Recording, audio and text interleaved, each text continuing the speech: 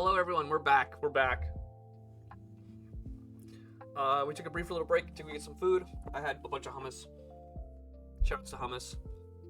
And we are continuing where we left off with oh, I didn't update the name. Shoot.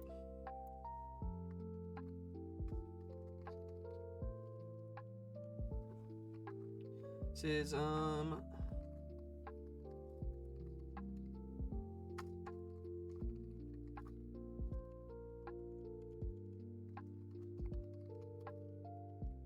the replay review.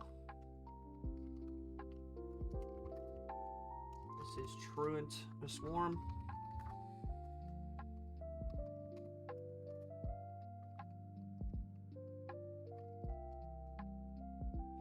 And we are Pokemon Scarlet Violet, and we are not this, not this, not this, not this.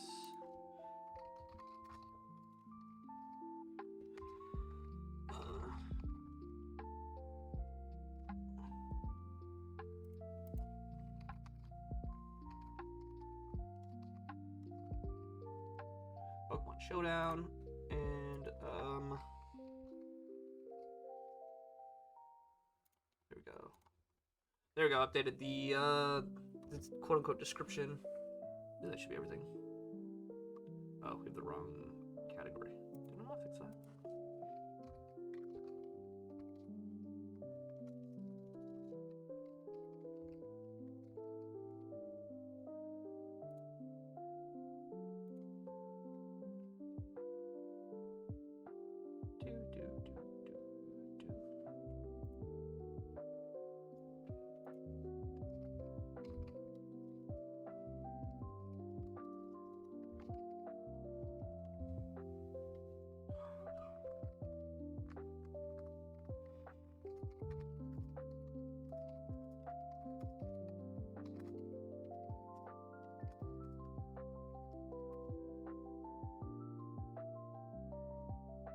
Okay, anyways. There we go. We are back. And we are continuing where we left off on Monday. Reviewing. Let me change. Sorted. Where we left on Monday, we were about to review the Swarm and Truant divisions of the NBA playoffs. And, yeah, I went way over time on what I expected, talking about the Hustle and All-Star replays. Notably, there's a lot of games I had a lot of questions about, especially in the All-Star division. And I reviewed my own game, which I had a lot of comments on. So, you know, you got that type of stuff going on. But without much further ado, I'm just going to get right into it. Last week, a week of Monday, we talked about who qualified for playoffs and who didn't. Notably, in the Swarm division, very, very close race for the top spots. Sling and Hippie have the same diff and the 7-1 record, and the only thing that really differentiated them, I believe, was the strength of schedule, with Sling having a much harder schedule than Hippie, according to the numbers at least. Whether or not that number is accurate or not is a whole other discussion that I will save for another day, but yeah, generally speaking, Sling just barely beating out Hippie for the top spot. Lilia in third, also 7-1 with 17 diff, and only one diff behind them was Drix with 16 diff. And Drix was actually our partner, our guest on stream just the other day. And I know they wanted to talk about their own game. We didn't get a chance to get to it. But with that said, I'm just going to get right into our replays. Also big of note is the race for 8th place was also extremely close, with Fairs and Dave Grigger being, I believe, just a little bit of strength of schedule aside, apart from each other. 0.5 versus 0.55. So, yeah, Dave Grigger just barely not making playoffs. Yeah, very, very interesting, very weighted division compared to how close the Hustle and All-Star divisions were. So very interesting to see. A lot of very, very strong performances across the board from the top 4 here, with only 1 loss each. And even like 7th place at 5-3, 5th and 6th at 6-2. Very, very strong performances all around, and then some weaker performances in the lower rankings. So yeah, very excited to see how these playoffs games go. I'm probably just gonna hop right into it. I don't really have too much reason to delay for this. Yeah, so first up is Lethal Blue versus Hippie. Now, I believe Hippie has the Terra Ceruledge, and we have Terra Hydrapple on Lethal Blue's team. These are probably 2 of the best, most dangerous Terra captains in the format, for 2 very different reasons. With Terra, Ceruledge is just such a dangerous offensive sweeper, and it loves being able to change its type to flip matchups and get a Swords Dance out for free. And on the other side, we have one of the most defensive Terra captains in Hydrapple, being able to abuse Regenerator and its monstrous defense stats to come in frequently. It has a lot of powerful attacking moves, and being able to Terra to get some better coverage is huge for it as well. Also, its type defensively has very strong weaknesses, but really strong resistance as well. And so getting to kind of flip the matchup on that really puts pressure on your opponent's prep for it. I need to turn down this volume a little bit. There we go, because I turned it up earlier. So yeah. And beyond that, I don't think I see any other Terra captains in this game. I could be missing something, but yeah, Ceruledge and Hydrapple being the 2 main Terra captains here. We're just going to get right into it and get my thoughts on this matchup as it comes. So obviously this is a good lead for Rotom Wash here into the Lomomola. There's only Landorus as a ground type, and Rotom Wash loves that 1v1 matchup, so Rotom Wash made a lot of sense as a lead here, and Lethal Blue doesn't really give a great lead matchup into Rotom here, and it's just going to get the Volt Switch for free, which right off the bat is giving Hippie the initiative in switch order. Sludge Wave coming out, really good Mawile switch there, and this just surfs. Oh, this is offensive Tentacruel, okay. And it just kills back with Psychic Fangs. That was a pretty okay trade for Hippie.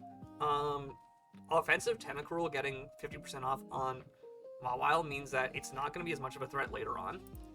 And yeah, the Lopunny Mega just coming into revenge is going to take the helmet from Lomomola, so it's going to probably just Regenerator off most of that damage. I guess the burn on the Lomomola. Okay. So even though I think that damage trade on Mawile Mega was good, what happened afterwards isn't really ideal for Hippie here. And then I was just going to spam Toxic, spam Knockoff. Knocking off the Rocky Helmet, though, is really big, because it means that a Lomomola is a lot more pressured by Lopunny Mega. It can't just like sit in here and get chipped for free. Plus, the burn damage means that it's just barely going to be outliving the 40% that Close Clodmat did, and it's harder for it to Wish Protect Stall against that. So this Lomomola damage, like, the burn doesn't seem that relevant, and the knockoff might not be huge, but it means that Lopunny Mega might actually be able to 1v1 Lomomola. What do we got next? Flip turn. Yep, slow flip turn. Steals the Regenerator, actually. That's huge. Or, sorry, no. Wait. Sorry, this is the other type of mummy. It's not Wandering Spirit. Turning off Regenerator, is that... I'm gonna double check when it comes in next to see if that matters. Huge power getting turned into mummy also. Okay, so Hippie is down 2 mons. They've lost 2 mons to Mawile Mega here. However, they have really crippled their opponent's answers to Lopunny Mega. And Mawile goes down there. It's done plenty of work, to be fair, but... And then it gives its mummy to Lopunny Mega. Which also means that it can now be intimidated, because Scrappy does block that normally. Rotom Wash comes in. This is just going to U-turn. Yep. Very safe Lando play. And now Hydrapple is in for free against Rotom Wash. It still gets to Volt Switch out, though. Okay, Ceruledge comes in on the Nasty Plot, and just going to Bitter Blade Raw. Eats the helmet, and does not get all-out attacked by Fickle Beam. Barely healing off the amount of damage that it takes from Helmet.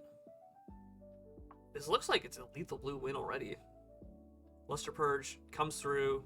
That might be Specs or Soldu. I think this is Scarf Lando. It's just going to U-turn, yep. Fortunately, Rotomosh is the only thing that could really come in there. It's just going to Volt Switch. I don't know why he went Alomomola. I feel like going Cinderace or Annihilate was better. I was just going to Flip Turn also. Okay, just going to pivot. Probably expecting this doesn't have Thunderbolt. And then, oh yeah, this is they're in the cycle right now. This is, I'm guessing, FizzDef Rotomosh. It is out damaging Regenerator here. Is this also gonna Flip Turn? Yeah. Okay, we're getting the pivot. Okay. Now Lopunny Mega comes in, but Alomomola, can it actually safely? We can Flip Turn. Okay, Lando comes in. Yo, Rotomosh is gonna U-turn again. And then Cinderace finally comes in. Is it gonna Gunk Shot? No, it's gonna U-turn. Doesn't kill. Gets the Wisp. Trying to catch the Lando coming in, maybe? Now the Lando comes in. Oh my god, wait. Huge Hydro Pump. I don't know if that crit mattered. Be interesting to see if that crit actually mattered or not. But huge damage on the read for Lando coming in. That Hydro Pump was pretty safe though, because I don't think Alomomola could have taken it well either way. So this is gonna Calm Mind as it gets Toxicked.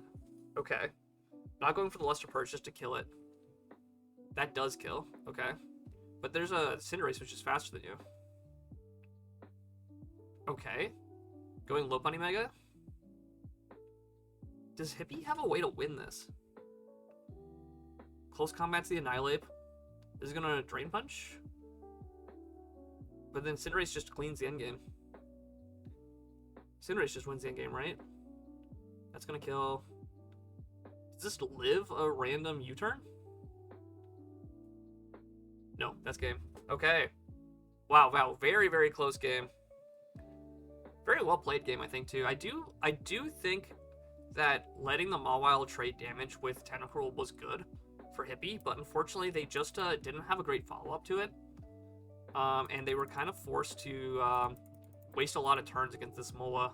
This Volt Switch endgame here, very interesting to see how it played out. I am surprised. What was the Annihilate set? Because it didn't do anything.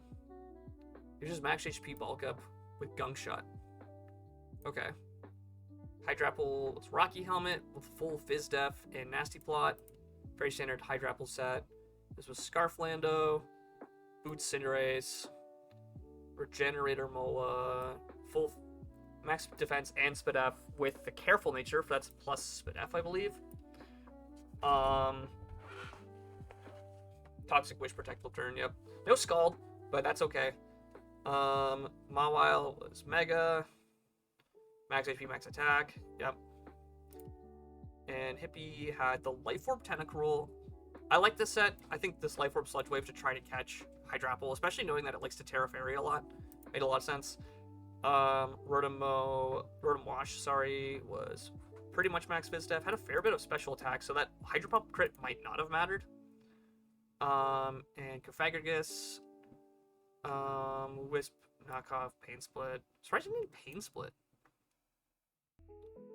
But it did its job. It just, unfortunately, took a lot of damage in the process, and the Toxic kind of really wore it down. The Toxic Alomomola being a very good bring there. This was Colbur Berry instead of, yeah, if it was Tanga Berry, it might have been able to do something against Cinderace, but unfortunate there. Anything else notable?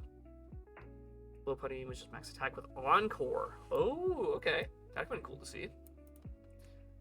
And Cerulege was clear Amulet for the Lando. And it's unfortunate that I think the turn that really kind of locked in the game's pace was the Hydrapple play here. Milo comes in. Yeah, traces that. You go Lando, you intimidate it, and then you pivot out with the U-turn. Yeah, catching the Rotom on the U-turn was pretty big. Then you Volt Switch out, and Hydrapple gets a free turn to set up with the Nasty Plot. Yeah, not having like Toxic or something on Rotom is huge, and yeah, this makes sense to have it as Terra Fairy because of the yeah, Encore Lop is scary, exactly. What did they Volt Switch out to? Wait, they went straight from yeah, the Cerulege coming in on the Hydrapple. I don't think this was the right line. But like if you look at their other options, it was either risk Lopunny Mega coming in on a very strong like Dragon move. And like this thing has pretty good natural Spadef. Or you also risk Gladio. So like I think knowing that they had Encore Lop, they could have maybe tried to go Lopunny here, knowing that it probably lives one move, and then you can Encore this if it clicks a move that's like utility purposes. But at the same time, if you go Lop on this, it's not doing anything back to it.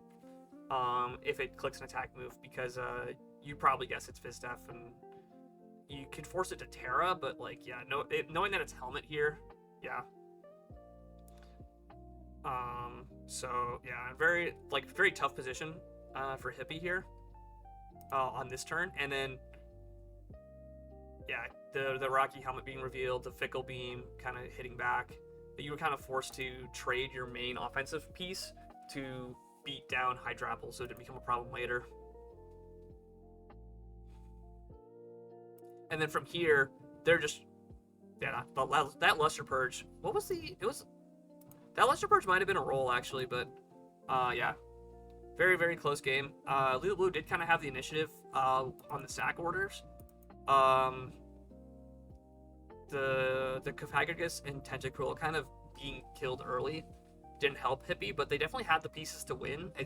They were forced to trade down into Hydrapple, and that kind of really punished their setup game plan with Cerulege. Because this Cerulege with the Terra Water, what was it? Clear and their sub bulk up. This would have been really good into Lando late game. Also Cinderace. This could have really punished Lando and Cinderace, which was the two things that really ended up winning the game in the end. So yeah, so very well played. Lethal Blue goes on to semis, and Hippie did a really good run. Notably, that was the second seed, so that wasn't upset technically in the seedings. Lethal Blue being 7th. So good win by Lethal. Up next, this is Lilia versus versus Garrett, I believe. Going by the Not Lucky.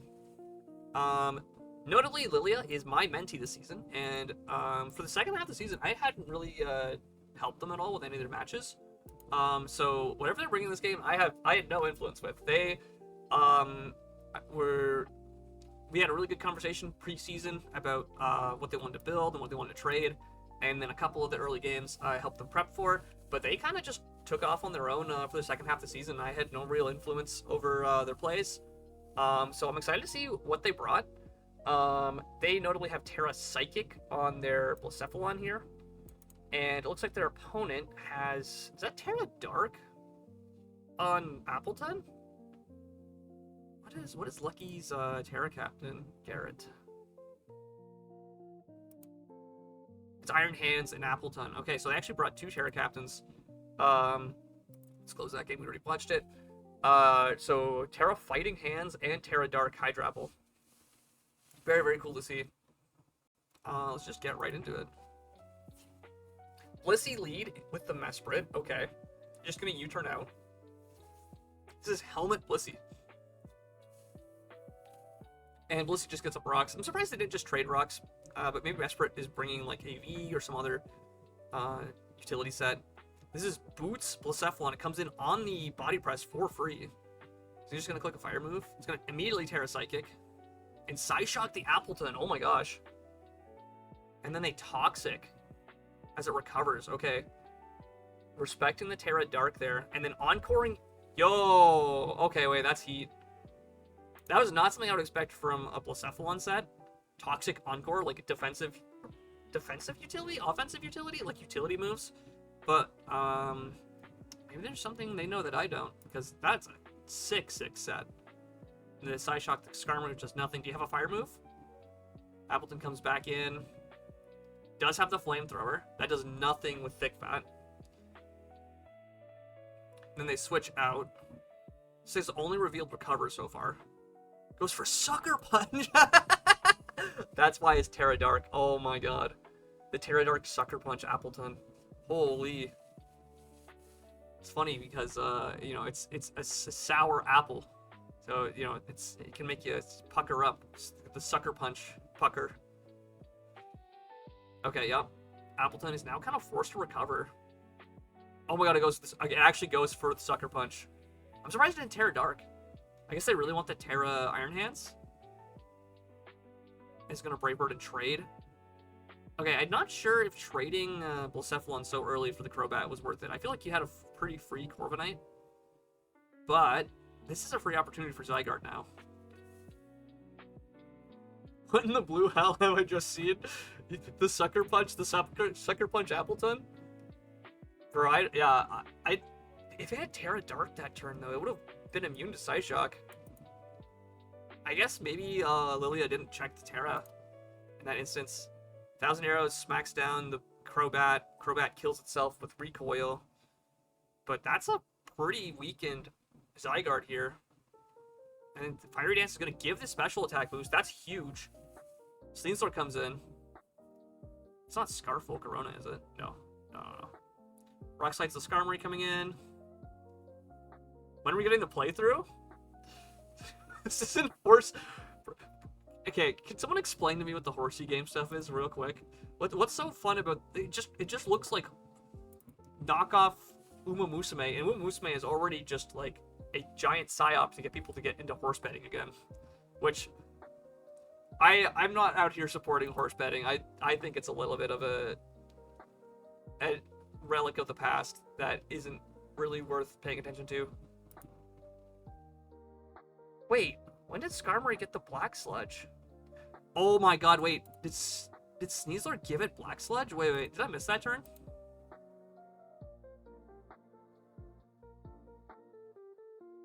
Did I catch the Abyssal? It's Pressure Sneasler? Wait. So it tricks the Black Sludge. And now it's Pressure Stalling? Skarmory? Rock Slide? So it's probably got Rock Slide just for Volcarona. It tricked the Black Sludge. This thing is like worse than Toxic. Or it's basically poisoned. And it clicked sub and probably has like another move? No idea what the other move could be. This just Brave Birds. Wait, is this also... This is also Pressure. Okay, we have double Pressure Stall. Wait. Okay, wait. Lilia might have cooked. Lilia might have cooked. This is Helmet Blissey.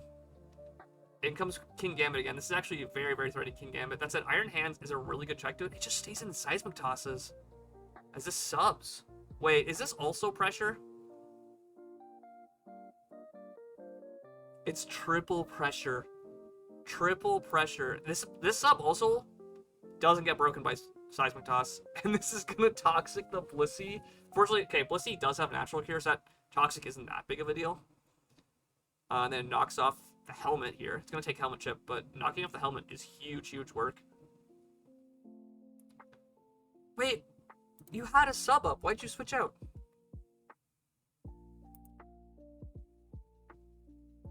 Wait, why'd you switch out? You had a sub up.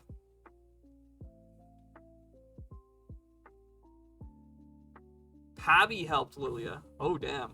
Okay. The king of creativity is impressed. You bet I'm impressed. This is gas. Okay, wait, this comes back in. Does this have close combat? It does. Oh, yeah, that is enough to kill Skarmory. Okay. Okay. Iron Hands is in. Does Iron Hands just win, though? I'm a little bit worried about it. CC on the stall mod. That's fine. It doesn't matter. Pain splits the Blissey. Oh, that's a massive heal. Oh, that's so good into Iron Hands, too. Psychic Noise is the Blissey, so can't heal. Okay. This is all just stall breaker. This is like mono stall breaker sets. This Quiver Dances. Encore song. Oh my god. Okay. Yo, Lilia cooked crazy hard. That was an insane encore. I mean, like, if you know that it's not bringing, it can't bring Bug Buzz because it needs other moves, it makes sense. Like, if they click Fiery Dance, actually, if they click Fire Dance, you probably lost on the spot. I guess you have faster Sneasler, so you just have to sack something. It does have the Buzz. And Encores again. That's fine, because now Sneasler comes in after this kills it. You just go hardcore. Oh, that makes sense too. Okay. Unfortunately, this is now dead to rocks. This is going to Brave Bird. No, wait, U-turns. Now you go Sneasler. You sub. Yep, you sub. Close combat, the Iron Hands for 32. That's fine. Iron Defense. Oh, no. Sack this to the rocks. Goes for Thunder Punch. King Gambit comes in. You're going to Toxic? No. Wait, is this just game?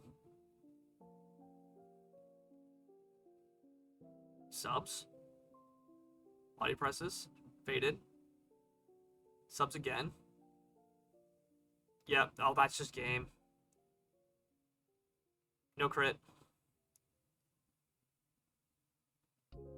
Dang, the Iron Defense, Iron Hands coming in clutch in the endgame there. And didn't even Terra. It had the Terra fighting available the whole time. And then it rests, yep. It is Chesto Berry, yep. Yeah, I could have done that the whole time. GG. I do think the pressure stall meme might not have been worth it. However, it was really funny. And if there's one thing I respect, it's the funny sets. Unfortunate loss for Lilia there. Although, honestly, if you're gonna meme your opponent like that, you know, you're asking for something like that to just win. I'm guilty of that myself. So it was Choice Band Zygarde. Yeah, the Crobat trading with it there was huge because this Zygarde would have been a huge problem later on. Also having Toxic Choice Band. Wait, does everything have like Toxic? King Gambit has Toxic. Corviknight was Roost U-turn. Iron Head. Not sure what Iron Head was for, but probably something important.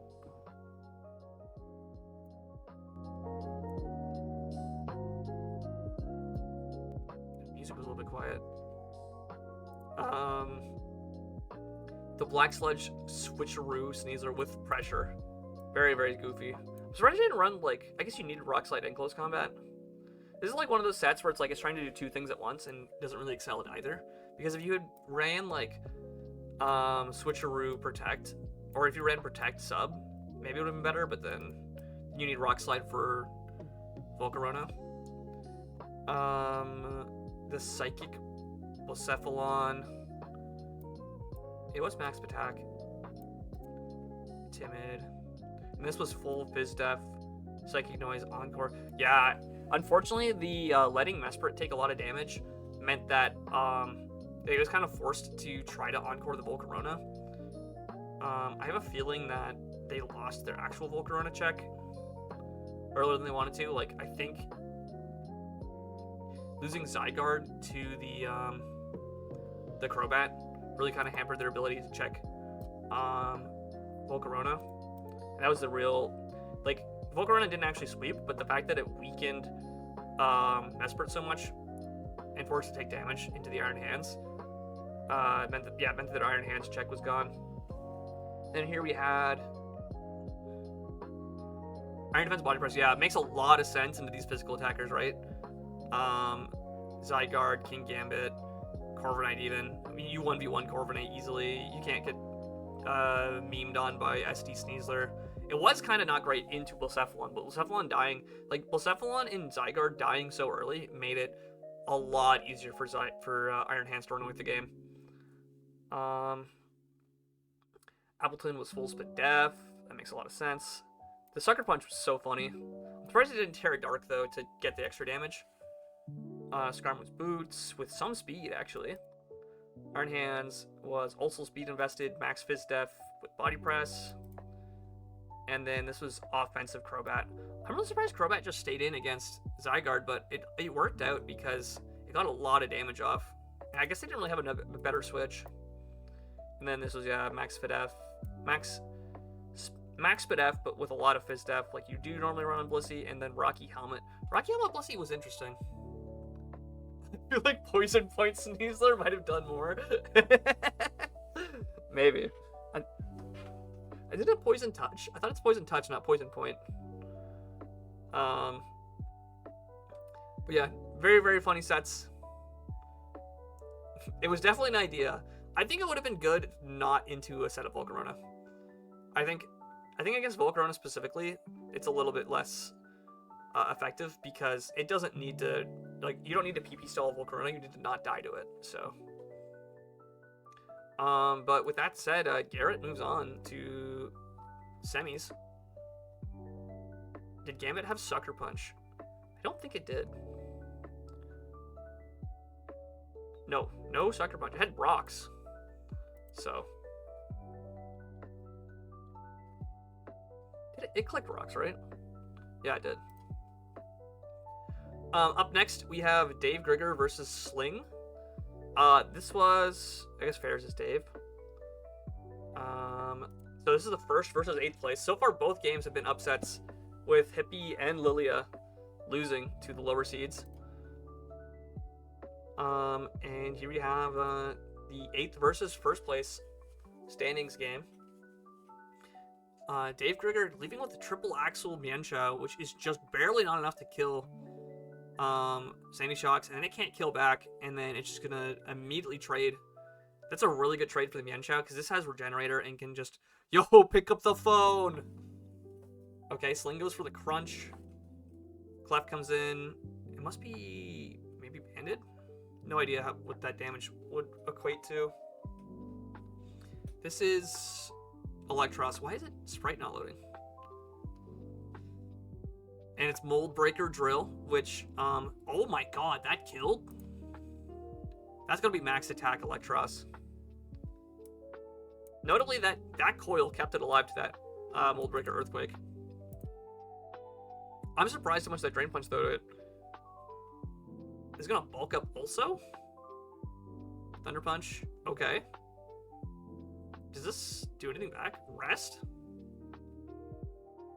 Resto Chesto, okay. I guess? And then Acrobatics, okay. Okay, consume your item with Resto Chesto. Crawdon comes in. Huge Psychic Immunity, okay. Craw's gonna click Crunch, I'm guessing. Knockoff? Knockoff's the lefties. I feel like that's banded. This comes in on the Moonblast, takes like nothing. You just click Electric move here, right? Oh gosh, Terra Poison! Oh my god! Oh, it hadn't revealed its last move. The Terra Blast Poison coming in clutch there. Oh my god. Does this kill? No, it only hits once! No! Oh, the Triple Axle Betrayal. And then Cardinal comes back in. This is gonna Terra Ground and Terra Blast. That was a crazy Terra Blast, wait. Because this was immune. Craw's gonna knock off. And then, oh, okay, wait, this is a setup opportunity. Okay, there's a full health Terrapagos. Yeah, this comes in rapid spins, right?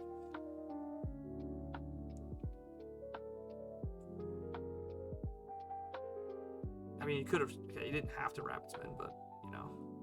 This Calm Minds, okay. Drain Punch does very little. Psychic Noise kills, pretty sure. I feel like you just go... Oh, Azelf comes in. Oh, Psyshock, okay. I was going to say, I feel like Zapdos comes in, but Azelf is also faster than this, and that's game. Dang, that Electros did so much work. I don't know if I agree with how Dave answered it by going into Tornadus. I think that was kind of not worth pulling the trigger on that so early. Scarf Mienshao. Was it a scarf? What was the set on Sand? Oh, Sash. Sash lead, max attack, modest. Oh, you should have T-Waved easily.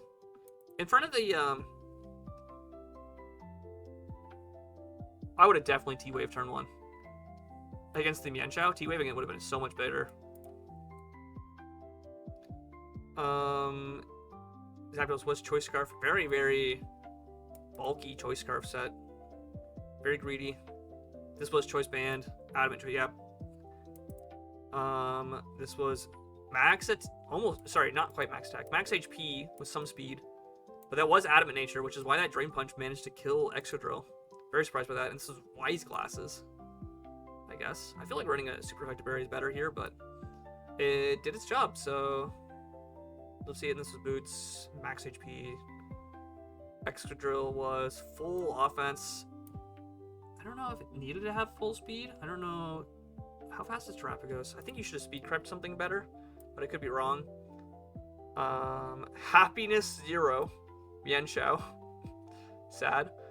Clefable was full Fizz Def. It got owned though, holy. It was unaware. Reneglis was Magic Guard. Yeah, very standard Magic Guard setup set. Pokemon was max attack. Was there something you have to speed tie? I don't know if there was. I have to check. And this is also max speed. Oh, okay. They just didn't speed creep, looks like. Everything was just max speed. Well, good win for Sling. Definitely, I feel like they had the better prep. Really cool Electro set. That was heat. That was a fire Electro set. And then our last game in the Swarm Division. This is Drix. I don't know if Drix is still around, because I know he was on stream with me on Monday, and wanted to talk about their game. Or maybe he did want to talk about his game. Maybe he's like, it didn't go well. But, this is Drix versus Pabby. Pabby with the Electric Terrain team. And Drix with a Grassy Terrain. Oh, this is actually... Oh, I think he had the same, Terracap duo that I did. In Rillaboom and Bellybolt. This is actually very similar to my Gensuzu matchup. With the strong, physically defensive, fighting type, electric terrain abusers against the grassy terrain. I believe this is Mega Aggron. We have Terra Ghost on Bellybolt, and Terra Poison on, what's it called? Buzzwole. And I think it's Terra Grass Rillaboom, I could be wrong. Let's just get right into it. Okay, very good lead for Mega Aggron. Buzzwole here. Taking less than 50 from that CC, though. It gets rocks up for free. Into the Leech Life? Oh, trying to catch, like, Rillaboom or something come in? Wait, what was the fighting resist? Why did he Leech Life? The only fighting resist is Togekiss, and Leech Life is just as bad against that. Close comments to Bellybolt. This has got to be, like, not offensive. Helmet, Bellybolt, very standard. It's leftovers, okay. I didn't see that till now. Slack offs. Have we seen more Electromorphosis? Iron Moth comes in. I don't know. Oh, it's Balloon. Oh my god, that almost killed. Rillaboom comes in, changes the terrain. Gonna probably just Grassy Glide. Mence comes in, intimidates. Yeah, Grassy Glide does nothing. Defog, okay. Is this special? It is special. Oh my god, he barely lives. And gets the rocks back up. Defog is gonna Ice Punch. Avalanche. Doesn't kill. Roost. Avalanche doesn't kill here either. Gets the rocks back up. And kills with Hurricane. Okay. The rocks are here to stay, though. For the time being. Pulse. Oh, they're all like pop song names. That's awesome. Yo, Clawitz are coming in on that Gren like it was nothing. Holy. Good U-turn out.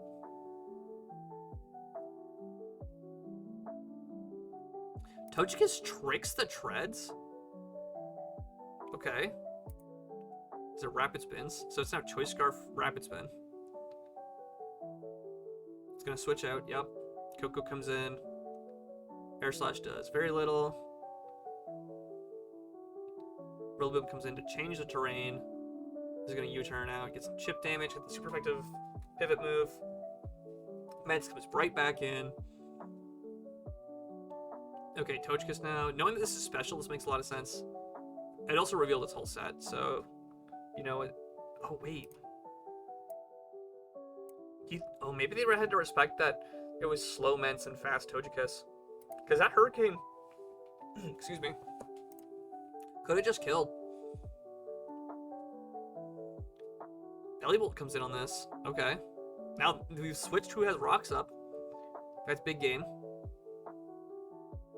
Also, notably, Abby bringing both Spin and Defog. Ursaluna comes in on the Coco. Okay. This is big. This is big momentum for Drix. Is this gonna Earth Power? No, Blood Moon's first. That did like almost 50 though. Holy. Yeah, Earth Power into Earth Power. Okay. Iron Treads is down. That's huge. That makes your Bellybolt a lot more dangerous. Bellybolt comes in on the Clawitzer. Water Pulse does a ton. This is gonna be faster, right? Oh, just U-turns. Oh. I would have just Water Pulsed. Is it gonna Volt Switch? Okay, Moth down. That said, Bellybolt can't really come in anymore. It's just gonna die to Chip plus Rocks. Rillaboom. Bellybolt comes in as a sack to get the helmet off. Yeah, big helmet damage. This is now +1 attack, though.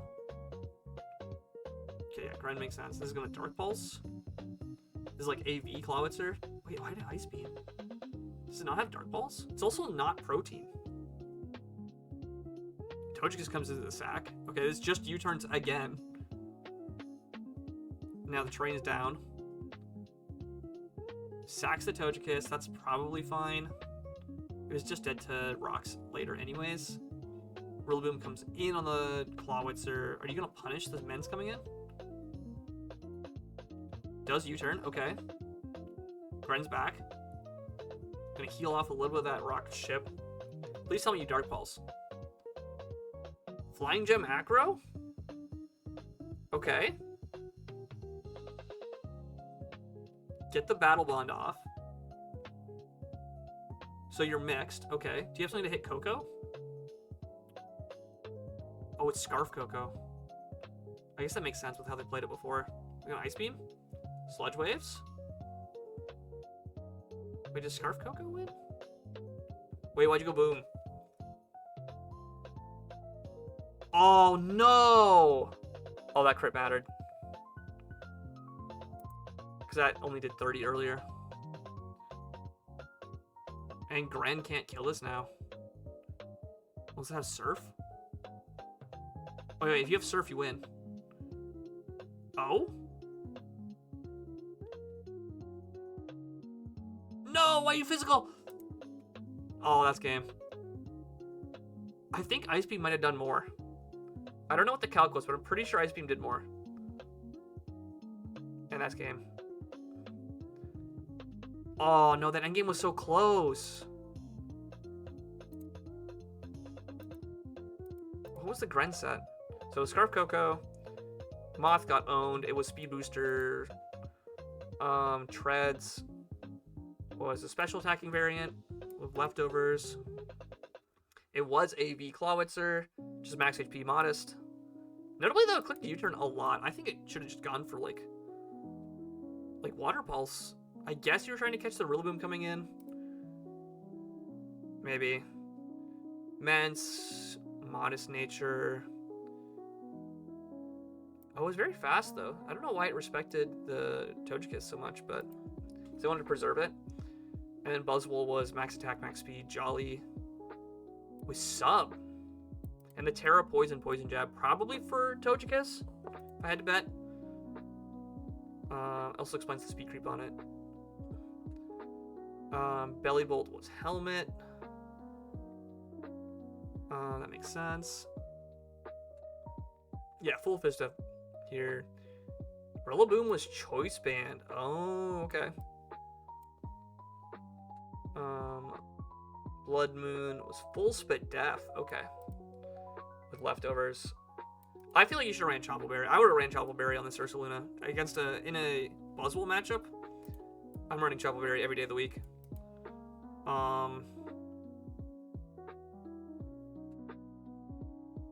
Yeah, or maybe even a water resist berry, but yeah, I would have ran Chople Berry into Buzzwole every day of the week. Togekiss with Scarf.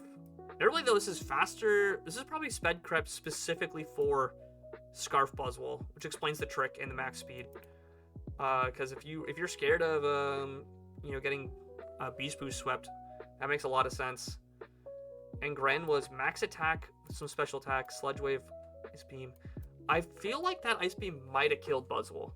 I don't think the liquidation was correct, but I could be wrong. And then Aggron was very standard max speed up, Careful Nature with Avalanche specifically for the events. And yeah, explains why it lived that Fire Blast. And Body Press, yeah. No Steel move notably, but probably didn't need it here. Let me check that calc. So this was a Buzzwole. Go with bulk upset with no, I think it was like 48 HP something. This was Greninja. Battle Bond, it was not Life Orb. And it was Ice Beam.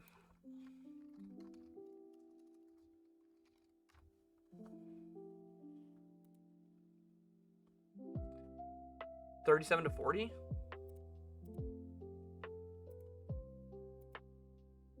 Oh no, it was out of range. This is also not max special attack. Yeah. This was more like, I think it was like 696 or something. Yeah, Ice Beam didn't do enough. Unfortunate.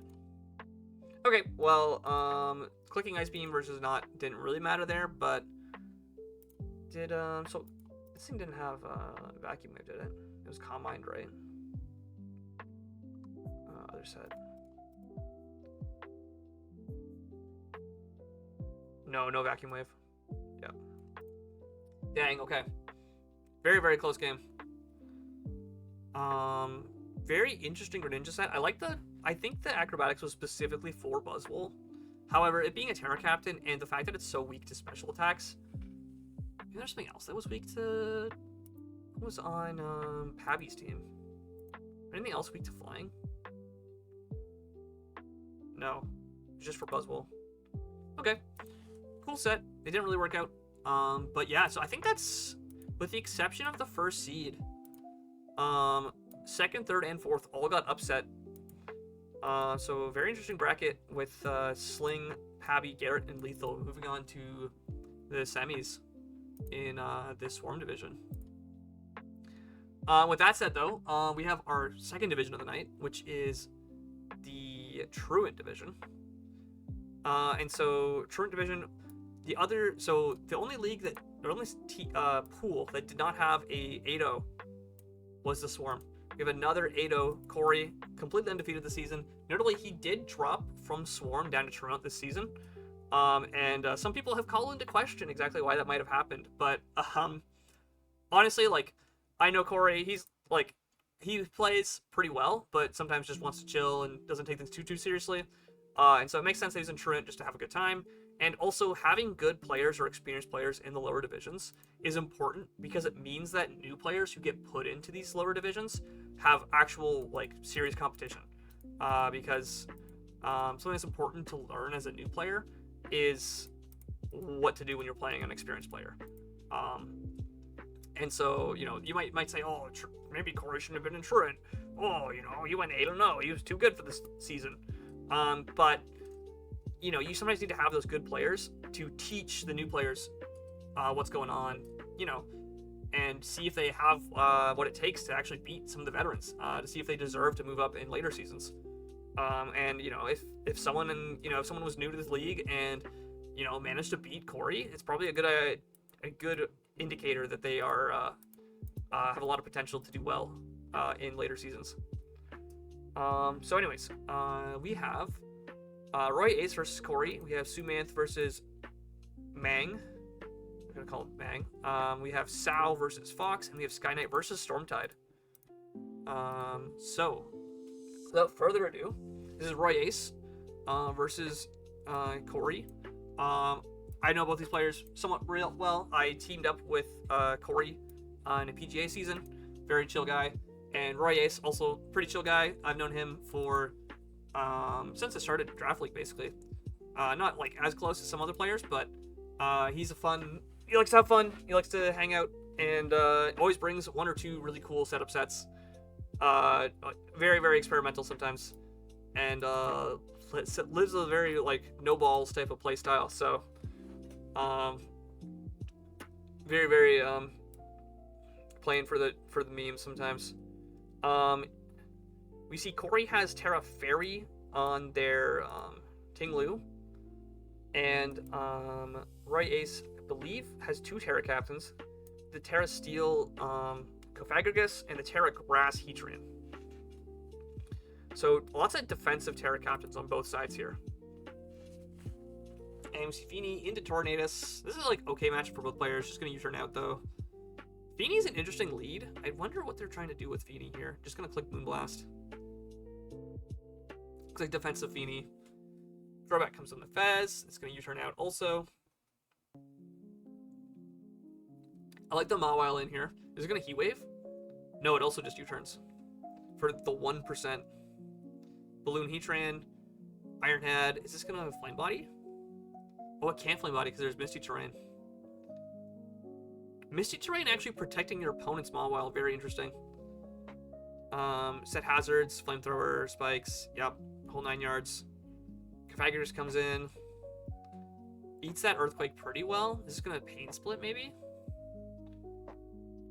It is not Boots Torn. It is Life Orb, actually. It revealed Life Orb earlier. It goes for the Wisp. Nothing really wanted to take that Wisp, actually. I think Torn was the only thing that could come in on it. Big, big damage on the Cofagrigus. Also, not respecting the potential Terra Steel there. But it does just trade down. Tornadus, it is going to be able to live rocks after it switches out, but it can't click another attack here as Roaring Moon comes in. It forces it out. This Dragon Dance is going to be able to actually beat Skarmory. Knock off the helmet. Is going to Iron Defense. No, it Whirlwind's out. Okay. Big Whirlwind. Conk is not Guts. Or at least not Flame Orb Guts. Fez comes in with Conk. Throwback comes back in on the Plate Rough here. So this is physical Fez and Divity then. You could also just be defensive with Plate Rough as your main attacking move. Super Fangs the Skarmory into the Heat Wave. Okay, it does have the Heat Wave. Okay, I was going to say, I was surprised it didn't just raw Heat Wave the Mawile, but it makes sense to preserve it. Heatran comes in. On the Brick Break, Heatran's down, so both Terra Captains are gone on Roy Ace's team. Big Iron Hit on the Crobat, okay. Feeney comes in. You gonna Surf? I don't think a Water move kills. Yeah, Ogerpon comes in for free on that Water move. And then just U-turns out, trying to catch the Roaring Moon, maybe? Fez comes back in on the Moonblast.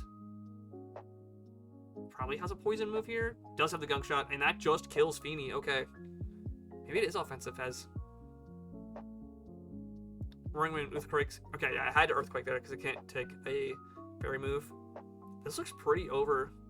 Because Terra Fairy Ting-Lu is going to wall this Roaring Moon. Does it have Terra Blast? It does. Yeah, and that's probably almost certainly game. And yeah, Terra Blast only does 50. But yeah, that's enough to take a KO. Very, very clean game from Corey there. I don't think Roy's played badly, but I do think Corey just kind of abused how oppressive his team was a lot better. Tinglu, full spit F with Terra Blast and leftovers for recovery. Ogerpon, very standard max attack. Skarmory was some spit F, mostly defense invested. Torn was max attack life orb with a little bit of attack investment for knockoff and U-turn. Oh, Focus Blast, because that's for Roaring Moon. And Heatran too. Max attack Mawile, put in a lot of work there. And then Pheasantipity with the Assault Vest. It was offensive Assault Vest. Nice set. Actually, with Heat Wave even? Or something? Maybe something that didn't come. And then right ace, Punching Glove. Okay, Punching Glove. I guess.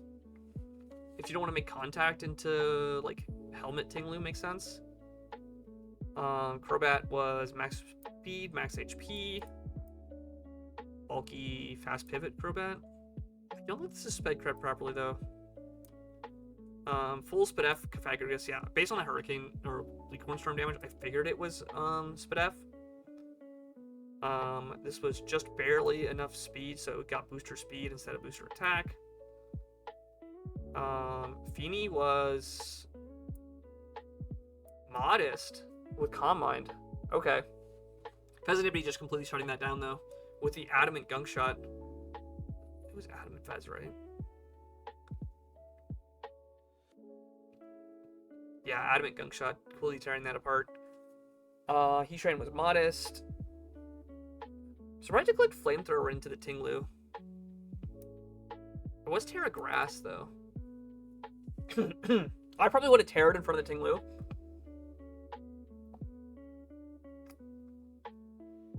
Because being Terra Grass would have helped against Ogerpon as well. And it was Flame Body, it just did not activate ever. Yeah, I think this was just a sample of, like, Corey really abused how oppressive his team was. Because he had the U-turn pivots with Pheasantipity, Ogerpon, and Tornadus, and the big breakers with Mawile, putting a lot of pressure on Royce's team, and he just didn't really have a chance to, like, try to catch him in the game. And then that Pheasantipity set, Okoing the Feeny was huge. Pheasantipity completely shutting down Feeny every chance it came in. So, yeah, Corey, the first seed, very much deserving of his 8-0 record for a reason, so winning his first playoffs round. This is Sal versus Fox. This was this division. So this was the 3rd and 6th place. Looking at the Terra Captains, is that Terra normal Electrode? It doesn't get Boom Burst, does it? Why would it be Terra normal? Is there some Ghost type that didn't come? And I think we have Terra Electric Azelf. That's very scary. Oh, there's also Terra Fire Chinchino. Unless it's just a... Just Tao? Wait. Where's Sao? Wrong division. That is Terra Fire Chinchino. Okay, wait. That's kind of heat. Especially into Scizor. Wait, I'll see how this plays out. This looks exciting. This is a rematch too. Oh, yo, Sal. Feel free to give me some live commentary on this. Oh, the fake out into the static Electrode into the explosion.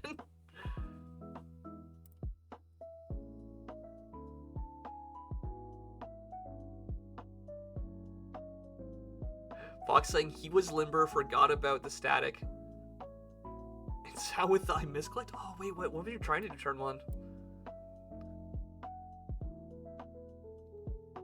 Covert Cloak. Oh yeah, it was Covert Cloak because it lived the fake out.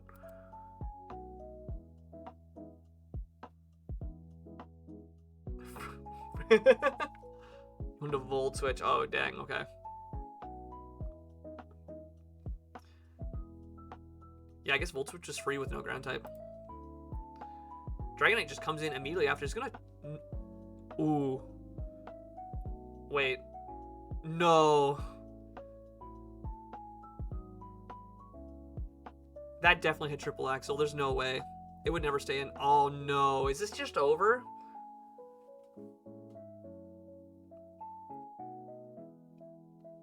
It's just over, isn't it? This is the wing beat. Okay. Boots. Bullet Punch. Is this like defensive Dragonite? Or is this just... It misses another one? Okay. He's still got a chance. Yeah. Okay. Okay. Crisis averted?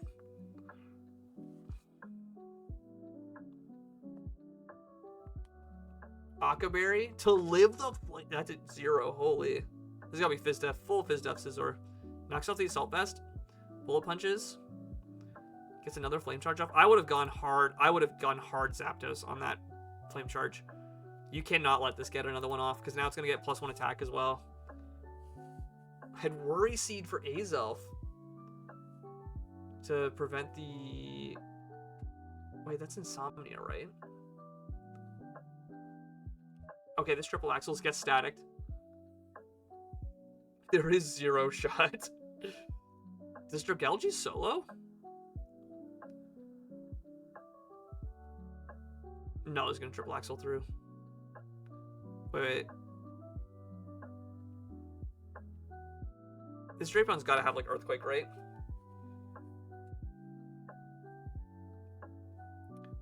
Okay, yep. I don't like how I won. Assault Vest, Celesteela, Rotom was Spadef, Drapion was Shukaberry. Is that a fast Dragalge? It might be. Chinchino was Choice Scarf? And then Max Attack, Adamant, Jolly Dragonite. Not Adamant, Jolly. Yeah, it was 100% clicking triple axle. Bro, Sal, you got so bailed out. That was going to triple axle you every day of the week. Holy. Azelf was Choice Scarf. Zapdos was Defensive Boots. Damn. That was a very undeserved playoffs win. Although I do think Fox should have gone Scizor first. I got balls. You know what? Yeah, fair, fair.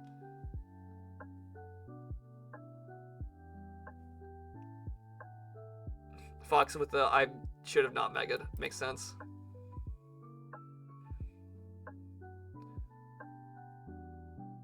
Definitely been a lot closer if not for that double para on the D-Knight. I think honestly D-Knight should have just killed Lopunny.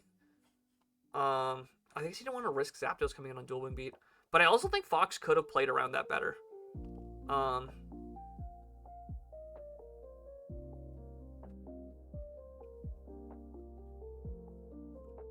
Yeah.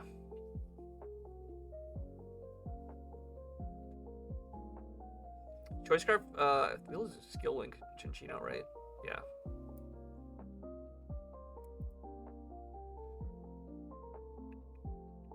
Rotom, let's just Volt Switch Wisp. You don't need the trilogy. Damn, that's an unfortunate triple para there. Or double para. What was the rest of the live chart set? That was the other thing I wanted to check.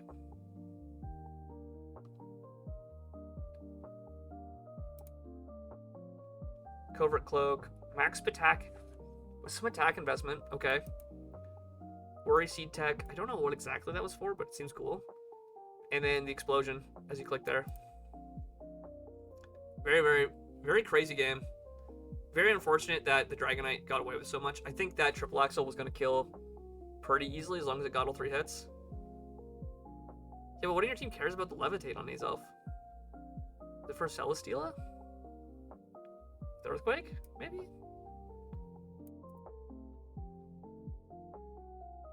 I guess so Drapion can hit it, but you already have knockoff.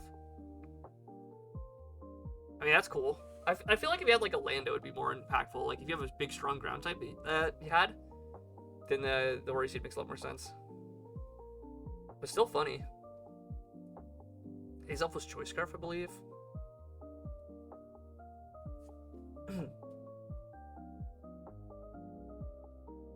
Yeah. Choice Scarf Azelf, very, very dangerous set. Oh, you guessed the Terra Electric. Oh, smart. Okay. Smart, smart. And then, yeah. So, Sao. I don't think that's an upset. Was that an upset? That was an upset. Okay. Although they were both pretty close in the standings. Only one loss difference between the two of them. That said, Fox with 16 diff is crazy. Max speed, Scarf. Yeah. But is Chinchino faster or slower? I thought Chinchino was one... Are they both 115? I thought Chinchino was 111. No, they're both 115. Oh, okay. I forgot how fast Chinchino was, dang. Speed tie at worst, yeah. Yeah, unfortunate situation with the Dragonite kind of clinging to the team, but I do think Fox had some better plays. I think they could have gone Scizor earlier. Although I think they were scouting for a Fire Punch. I feel like that's kind of how they played it that way. So it makes sense in that regard. Because you clicked... What was the order that you did things in? You dual wing... I think you should have Thunder Punched here so you don't miss. Because if you missed here, that would have been so much J. And then here, you Thunder Punch reveal on the Primarina. So I guess, yeah, they expected maybe they live the dual wing beat. I mean, if I saw a dual wing beat, I would have gone straight into either Scizor or Zapdos. I guess they were scouting for a Fire Punch, which I can understand. Or even Earth. Would you bring Earthquake? That gets Stone Edged. Yeah, you also hit all your Stone Edges. And then missing these dual wing beats.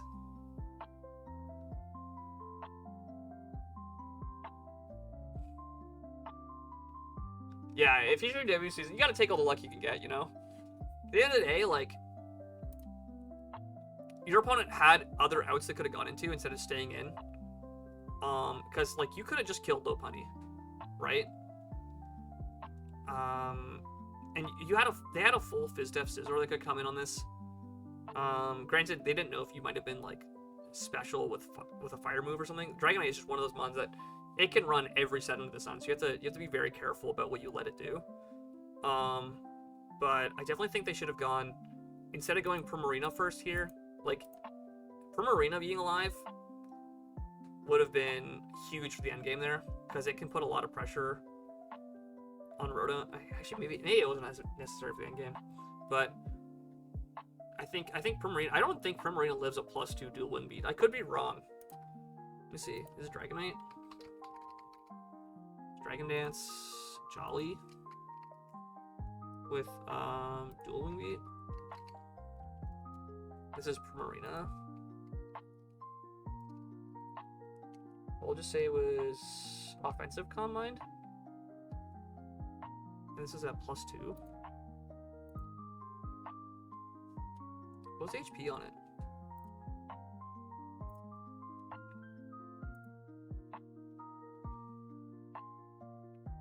No other set. This is offensive Prim. Yeah, why'd you go? Wait, this is not even bulky Prim. Why'd you go this? This should never have come in. That was always dying to something at +2. So I think that was a misplay. You definitely needed Prim for the end game. Or you should not have gone. Like, it was just a free sack for your opponent there. I guess you did scout the Thunder move, but, like, you know. You had a Zapdos and a Scizor. And if you're guessing Fire Punch is coming out, you can, like, go Scizor. You have to respect that, you know, this Dragonite might just win the game if you're not careful. So if you go Scizor, scout for the Fire Punch by switching into, like, Prim, and then sack Prim, maybe that's fine. So, yeah, what cost? So I think going Prim that turn was just always incorrect. Or even, like, if you're expecting Fire Punch, you double into Zapdos and try to get a static proc off, right? So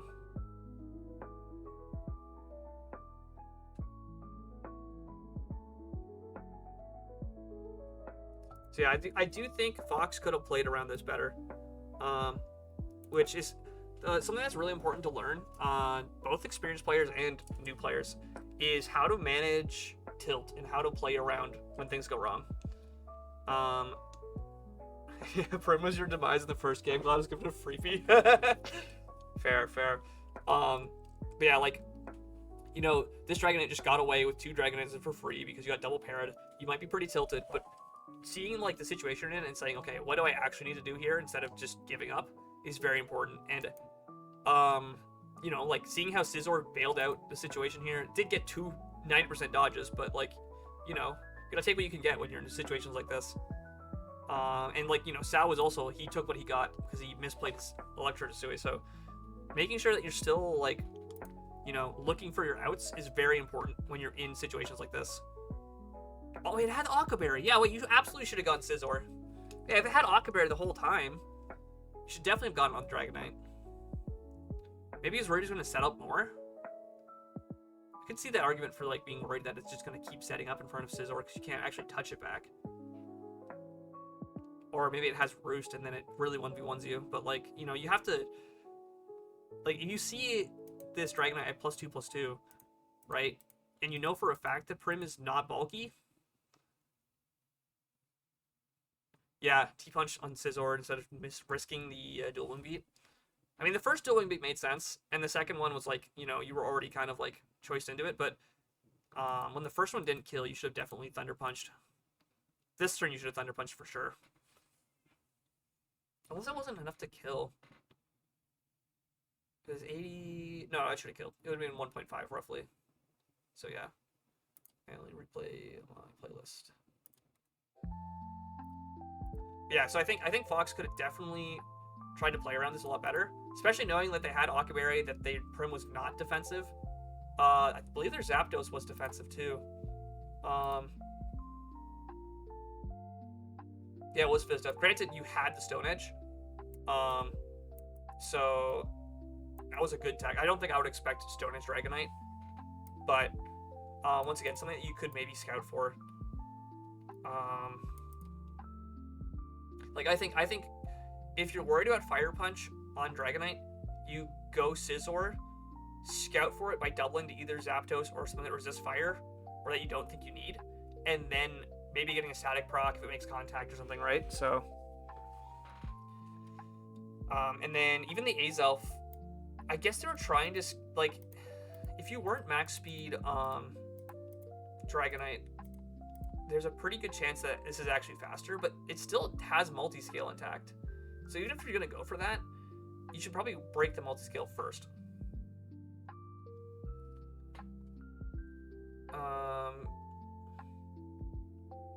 But yeah, tough situation to be in. Sao definitely seeing the opportunity and taking it. And Fox Hunter kind of just barely able to catch up in the end game, because it almost looked like Dragalge could have like soloed the end game. Because that Dragalge was what was the Dragalge set? It was very bulky. Yeah, with Black Sludge.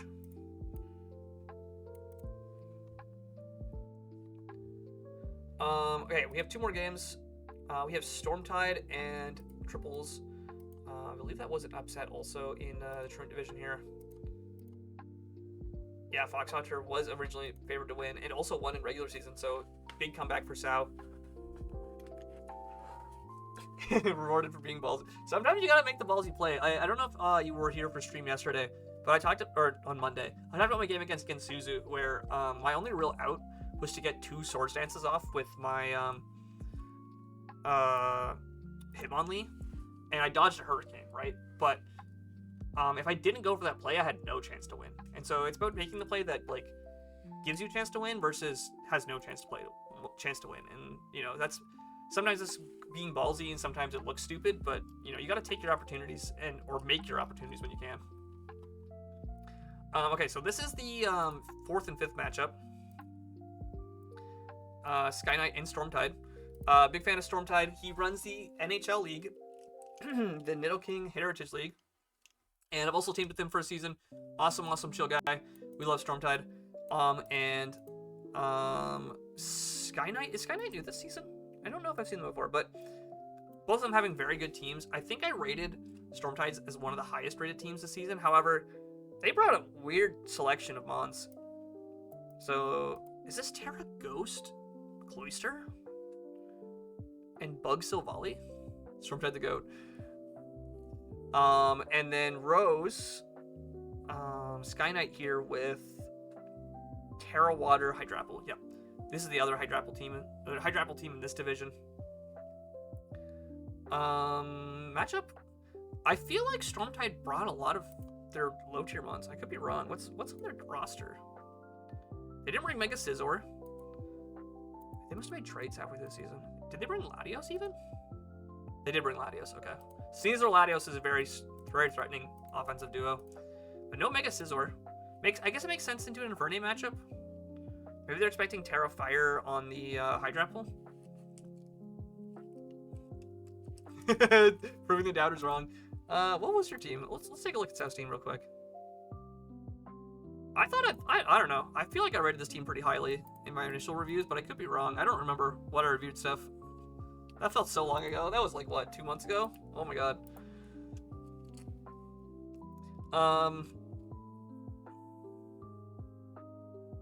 Yeah, really surprised to see no Mega Scizor. Stormtide looks like they brought a lot of their low tier captains, but low tier heroes. But sometimes you gotta do what you gotta do. Oh, Terra Ground also on the Arboliva here. Let's just get into this. I'm a big Arboliva Terra fan. We'll see what it does here. Okay, Scarf Infernape it looks like into the Latios. This is gonna Draco Meteor.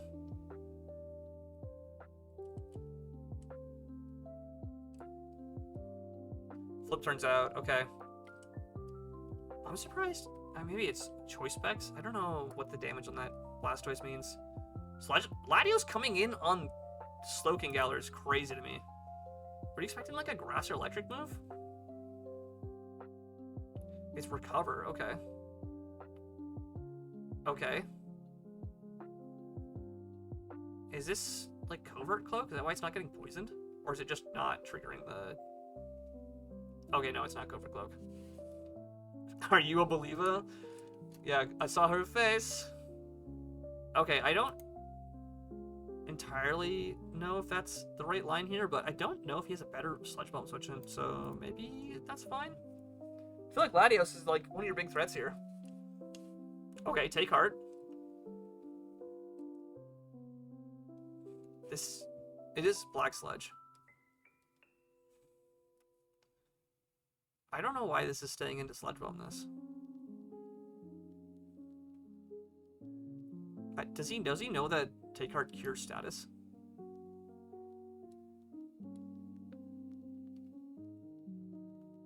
Oh my god. Oh no. Oh, that's bad. Oh, that's so funny. Oh no. Wait, does this Slowking just sweep? There's no way, right? There's no way this Slowking just wins. Sneasler comes in, endures? Okay. Lychee Berry? Does this kill back with like a dark move? Throat Chop? Okay. Wait. Reversal? No, it's Helmet. Okay. Prevents the sweep. Cloister's in though. Lives the... Oh, no, Wait, why'd you Avalanche? Wait, why'd you Avalanche? Wait. I guess maybe this is faster after Shell Smash still? This is gonna tear ground? Okay. We know this is Choice Scarf. I'm pretty sure we know this is Choice Scarf. It must be Harvest. It's not Seed Sower. Okay, Strength Saps. I'm so confused. Burn. Kills the Infernape. Okay. Gren comes in. Double the Silver Ladybug. Swords. Ooh. That was a ballsy sword stance. Wait.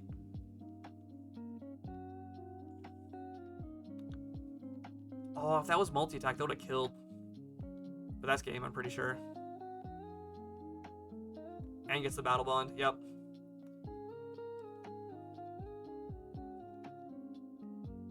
I was like, that Slowking set was so good. Very, very good punish to Manaphy there. Especially if it was like Tail Glow even. Sash Gren. No, that's why it's Sword Stance like that is Sash. Okay. Makes sense. Slowking Galar.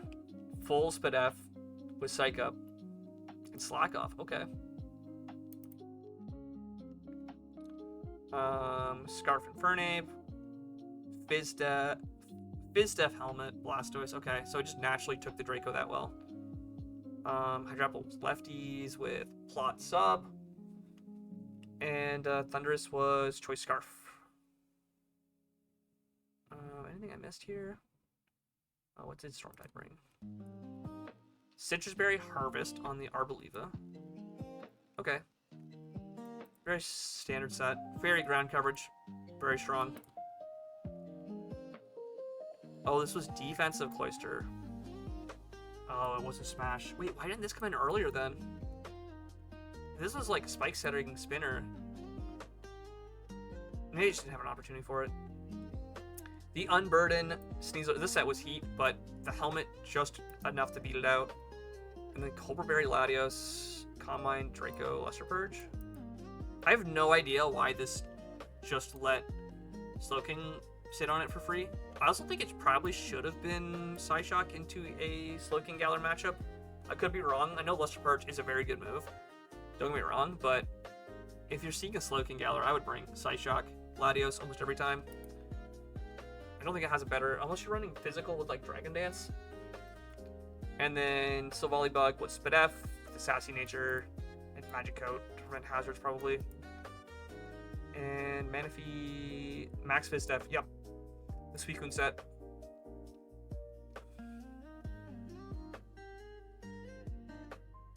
Yeah, Stormtide, definitely falling for that bait there of Slowking just doing nothing in front of Calm Mind. In front of Take Heart, and then psyching up to get all the stat boosts and basically steal your set, the Uno Reverse. Very, very good Slowking set that really dictated the pace of that game. I do think the Latios could have been played a lot differently. That said, you were in a tough situation because nothing wanted to switch in on that Sludge Bomb. But like, I don't know, Manaphy probably should have come in. Like, because you switched Manaphy out. Let's go to the first turn. You had Manaphy in here. Like, and then you switch out into Latios and have this whole game. And then you just go back into it anyway. So like at the end you just let Latios die for nothing. So definitely a little bit of like a situation where we're not really sure what to do and get punished for it. Even Silvally could have come in if it was Spadef. And there's no like real risk. There, like, if your opponent Chili Reception's out on your switch or something, like if you lose the switch initiative that way, like it's not that bad. The thing that primarily threatens Infernape threatens Silvally Bug is Infernape. So I definitely think these two mons, Cloyster and Silvally, would have been a lot better used early, and then you can kind of use Manaphy and Sneasler and Latios as your cleaners later. So, but definitely a tough call. Slowking is one of those mons that like, it doesn't look that threatening, and then you look at it, you're in game against it, you see it in front of you, and you have no idea what the right response is. It just kind of sits there and is a giant fat mon.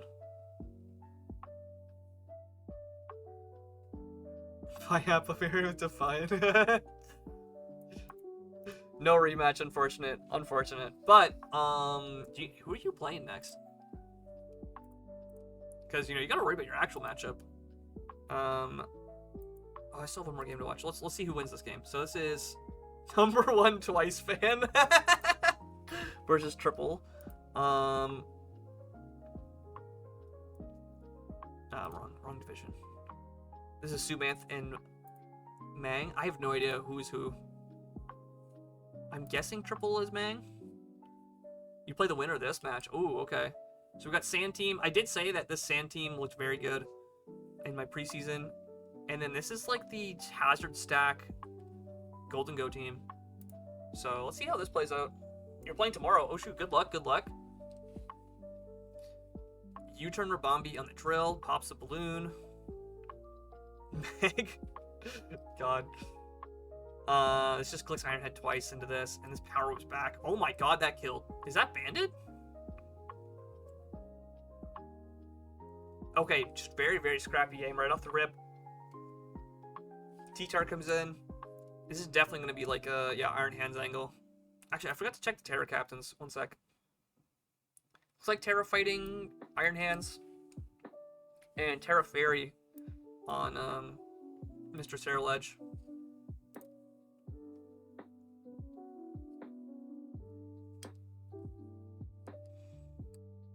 Big Psychic. Okay. And then Volt switches out.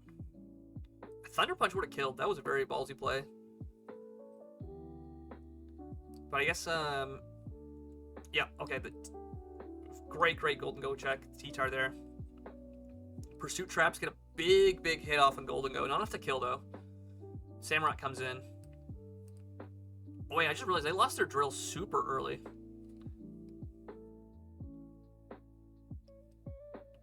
Tricks the Alomomola, gives it a Choice Scarf. Rombi also stealing boots is huge. Oh, is this Scarf Meowscarada?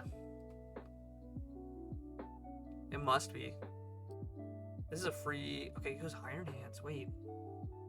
Doesn't this kill? 7. Helmet. 8. Oh, no, it lives. Oh, my God. Even with the crit on the first hit, it still lived that. Big heal there. I don't know if the Terra Fighting was necessary, but... Man, I love Glass Cannons. 2 of the best Terra contenders for the season? Absolutely, yes. Oh, and for Heavy Slam. Oh, was it trying to catch the Terra Fairy? Bitter Blades. Yuxi is in. No! The no item! The no item Yuxi. Oh, that was crazy work. Oh my god. Toxic to the T-Tar. Is this going to Pursuit? It does. Yep. Respecting the Pursuit. That Pursuit also did 20. This is probably to be like defensive T-Tar. Pain Splits. Gets the rocks up. Okay.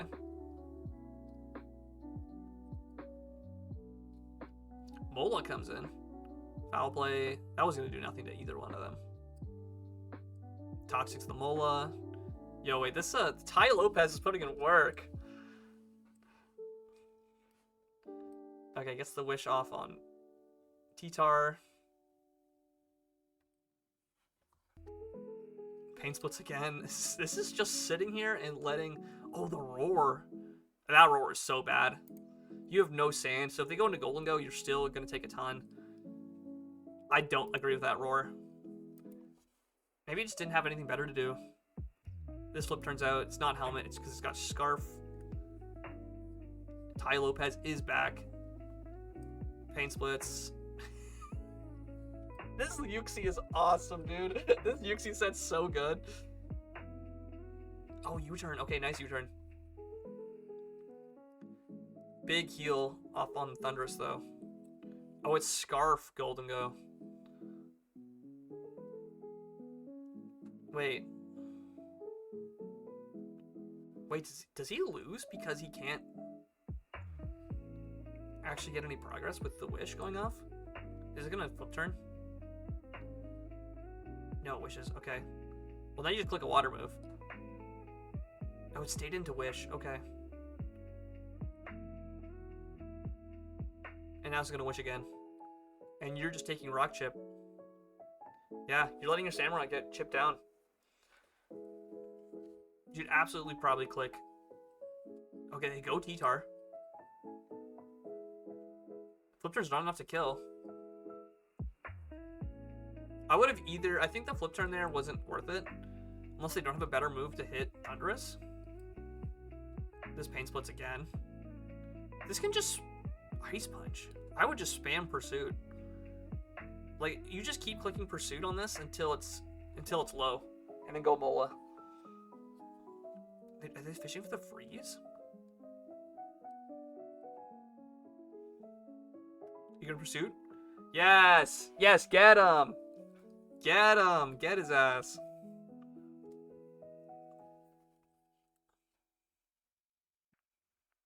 Jet, okay. Is that enough to kill Thundurus? Taunt? Okay, wait, did this win? It does get to flip turn. Does Jet kill Thundurus here? It does! Oh, it's game! Oh my god. Oh, I thought for a second there that... I think that's Mangs. Was lost. They had taunt the whole time. Yeah, I guess not respecting it there. Holy. Okay, nice win. I thought for sure that was almost over. I got packed up by foul play twice. Yeah, that Yuxi doing so much work. The foul play was a roll? Or the jet was a roll? If the jet was a roll, that would make sense. T-Tar was full spit F. Makes sense. Scarf Meow. I don't know if I agree with how the Meow was played around, but I guess it's like Fizz Def Iron Hands that makes sense. Drill was Air Balloon. Alumola was Fizz Def. Thunderous was Max Attack Timid. I don't know if there's a speed tie situation that need max speed for, but makes sense. Cerulege was also max speed. Samurai was Choppleberry. Choppleberry. It was Adamant, so...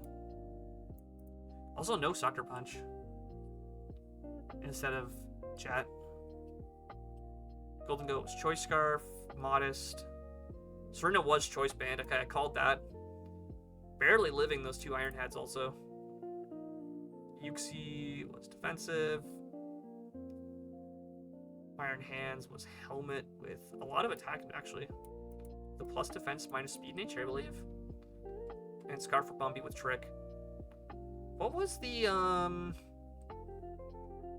It was Air Balloon Drill. Okay. Yeah. That game was very, very close. Very dangerous.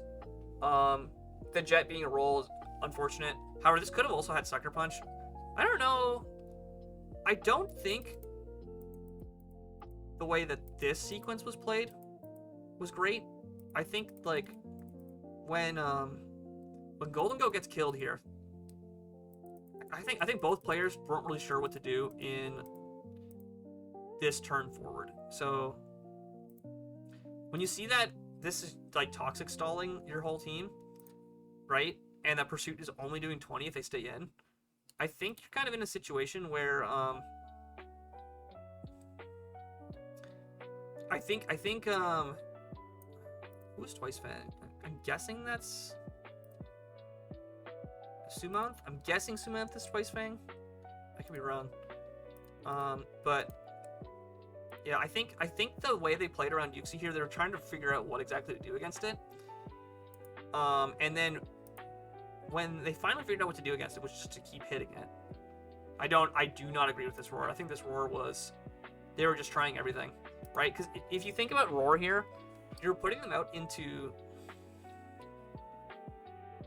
if Aloe clicked Toxic instead of Wish, it would have been different. Yeah, but them getting the Wish off to the Thunderous is what put them back in the game. Because Thunderous all of a sudden having enough HP to live a Shadow Ball was so important.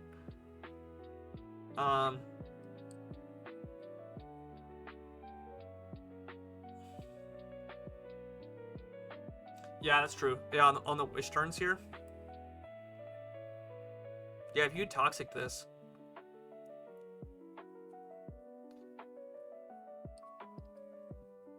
But yeah, I think what happened here is triples. The way that these like last few turns played out, they're like, oh, you know, this Yuxi just wins, and so they didn't try to play around anything anymore. And after throwing everything in the hat, like throwing the kitchen sink at them, then they finally realized what they could actually do, which was get the Wish to Thunderous. In comes Golden Go. Yeah, I don't like the way that they went Golden Go here.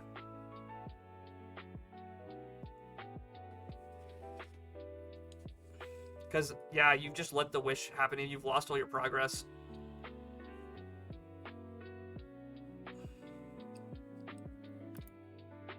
And then here, this U-turn is a Wish. I would have absolutely clicked, not flip turn, but the dark move, Cecil's Edge. I would have clicked Cecil's Edge here because they can't risk T-Tar coming in on a water move, because if they lose T-Tar, then they're way more likely to lose. And so like they have to respect a water move, and if they go Thunderous, I guess if you miss Cecil's Edge, it sucks. But like I would have gone Cecil's Edge because then you get like progression. Instead they click flip turn, and now they're the ones taking Chicken Rocks, and I think This is kind of like a weird turning point where initially Triple was like, okay, I'm winning the balance or the stall war here.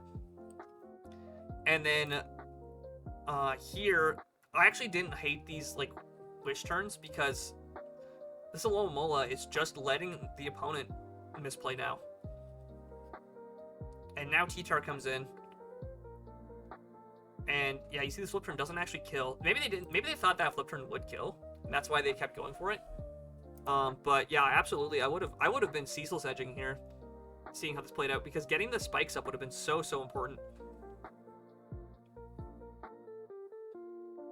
The reason to click Wish is because if you get Thundurus healthy again, the game's over. Like, if Thundurus gets that Wish off, the game is super over. So, and then here, yeah, so twice, realizes that T-Tar doesn't have to be as worried about this thing. Like, you just let it take damage to chip this down. And the reason they can do this now is because Golden Go is dead. So losing the Golden Go really flipped this matchup around. And then here, yeah, Jet.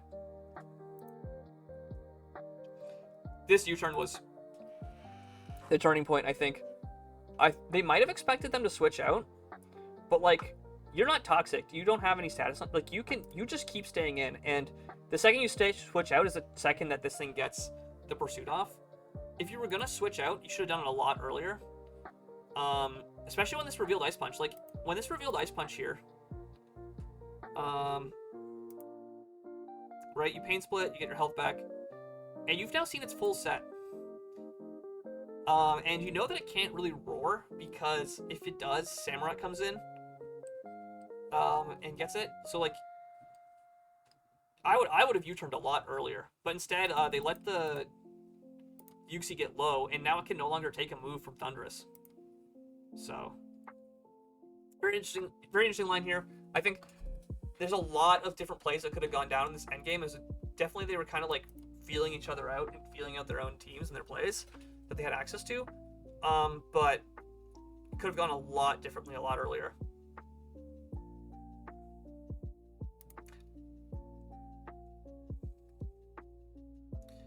Yeah, and then Mola gets the flip turn out. Now it's taunted.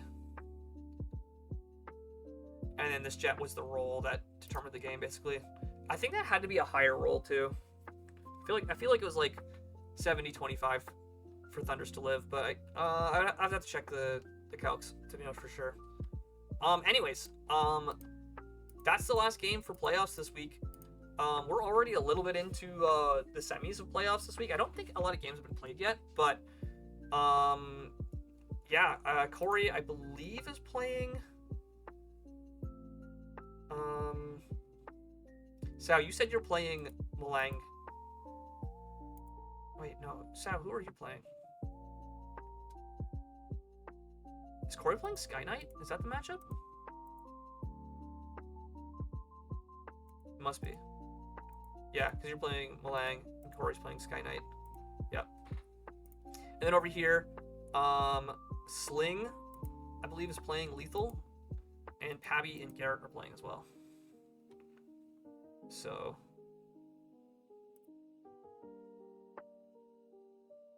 unless I'm wrong on this, maybe I don't actually know how their seeding works, but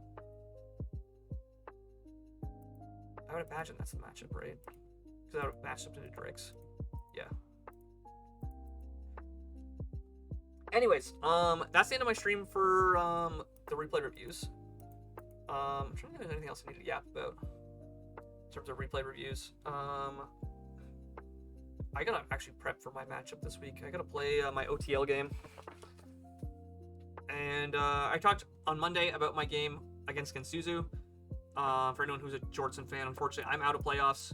But I said this on my stream earlier. Gensuzu definitely deserved the win. He out-prepped me, and I should have known he was gonna bring some defensive shenanigans. So, as much as like you're playing the team, you're also playing the player, which is really important to note. And especially in the All-Star division, where there's a lot of history between players, a lot of people who know each other, who've played each other for years. It's often more important to play the player than it is to play the team. And then obviously in lower divisions, or if you're new to a league, you don't know that as much. But there's a lot you can glean from a person by watching their replays.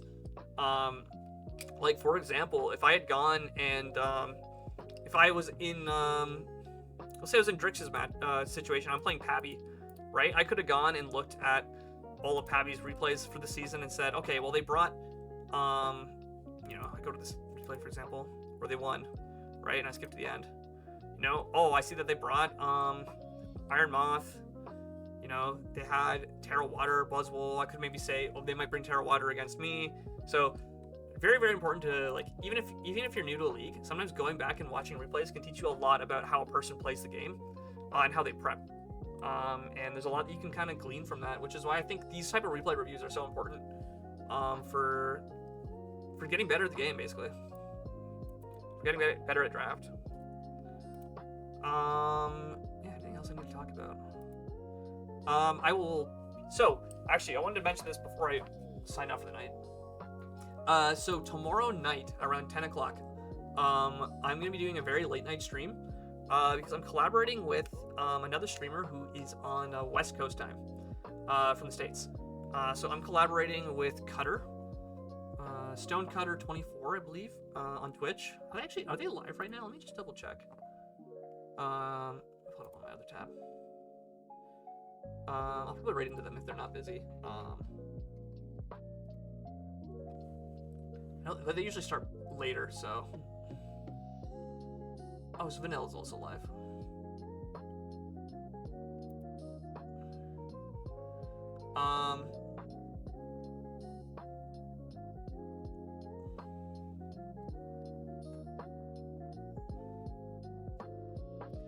Anyways, I'm collaborating with Stonecutter, who is a big Slay Spire strategy game streamer. They're not super big. They're about a little bit bigger than me, but the same size. Small streamer, just doing stuff for fun. He's a really nice, friendly guy. Very chatty, which has been nice. I talked in the stream a couple times. I was like, hey, yo, you want to do a collab? And so tomorrow night around 10 o'clock my time, which I believe is like 7 o'clock West Coast time.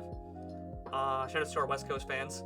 We'll be doing a Slay Spire run, some co-op stuff with him. Just, getting to know more about each other. So make sure you're around for that if you're interested in Slay Spire too.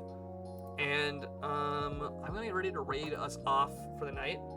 But thank you for everyone to come out, both for the Slay Spire earlier and the Pokemon review now.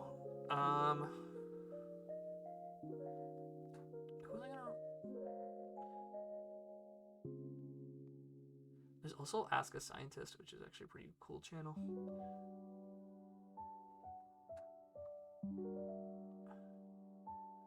You know what? Let's raid into them. Sounds fun. Deuces, thank you.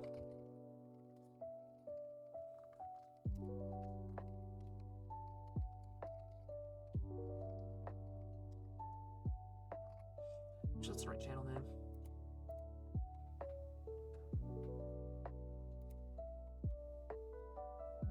So yeah.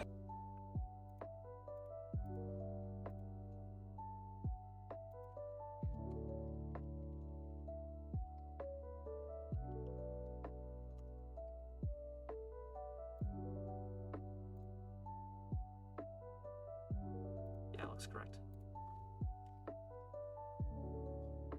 Thank you guys for coming out. I'll be back tomorrow night.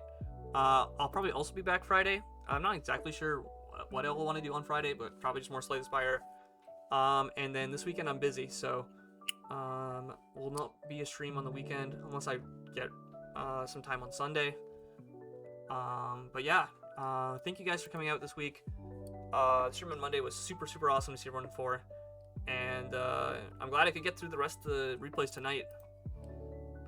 Because the playoffs have been very exciting. Definitely been some games that were like very well played, and some games that like, you know, a little bit questionable plays. If I had to say so myself. I mean, I brought some questionable prep, but like that's what I normally do. But yeah, I think it's important to talk about these games because it helps a lot of people kind of learn the game better. So thank you. See you guys later this week.